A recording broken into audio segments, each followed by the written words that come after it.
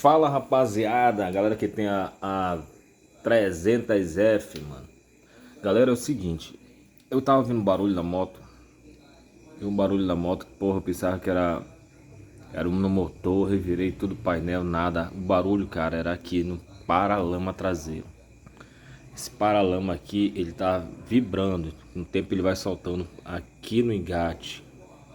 Tá bem aqui no engate, aí vai criando tipo uma folga. Deixa eu ver se dá pra dar um zoom lá. E aí, não sei se vocês vão ver legal. Cara, o que que eu fiz, mano? Lançava aqui, ele fazia um barulho escroto. Ficou com um pouquinho de folga. O que que eu fiz? Coloquei uma fita dupla face lá. Vou dar um zoom lá. Tá vendo aí, ó? Aí desse engate aí, pode olhar na sua aí.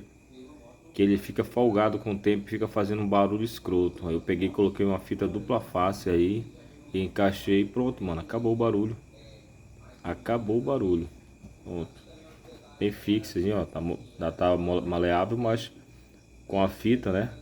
Não deixa fazer o barulho. Beleza? Fica a dica aí. Fica esperto, mano.